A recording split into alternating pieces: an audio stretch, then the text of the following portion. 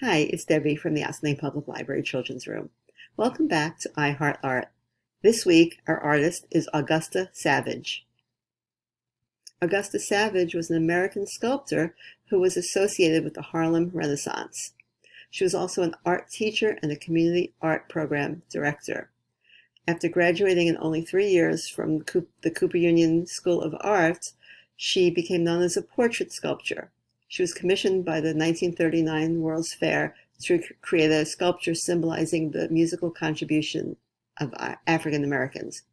As a child growing up in Florida, her family lived near a clay pit. She would often go dig out clay and create animals from that clay. So she started sculpting when she was very young.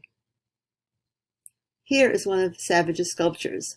While you're looking at it, think about these questions. What do you notice? What does it make you think about? Why do you think she created it?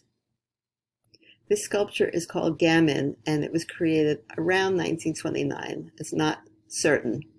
It is made of painted plaster. Some people think that the boy is a homeless boy that Savage saw on the street, and some people think that it's an image of her nephew. She made this early in her career, and this sculpture won her a scholarship to travel to Europe. The word gamin comes from a French word that actually means street urchin, so that gives some credence to the idea that it was a homeless boy that she saw on the street that she was making the sculpture of. Okay, it's time for us to make our own art. Here's what you'll need. You need either clay or Play-Doh or mud. You can use mud to make a sculpture just as well. If you don't want to work in mud and you don't have any clay or Play-Doh, there's actually a very easy way to make your own Play-Doh. If you look at this week's I Heart Art Junior, there are instructions for how to make your own Play-Doh at home. There are also instructions on how to make clay from mud, but it's a little complicated. I didn't want to go into it here. If you Google DIY clay from soil, you will find out how to do it. Step 1.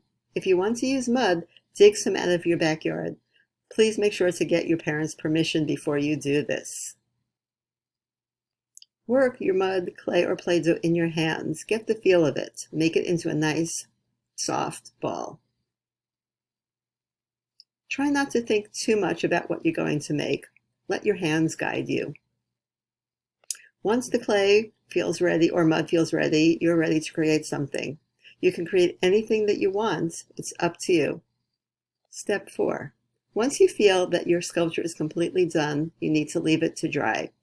If you're working with mud, be careful where you leave it to dry. You don't want to make a mess inside your house. And that's it. Make one, make more, whatever you like. If you'd like to share a photo of your artwork, please post it on our library's Facebook page or email it to us at oplkids@wlsmail.org. I would love to see what you've created. Keep checking our website for information about programs that are happening this summer and for information about our summer reading game.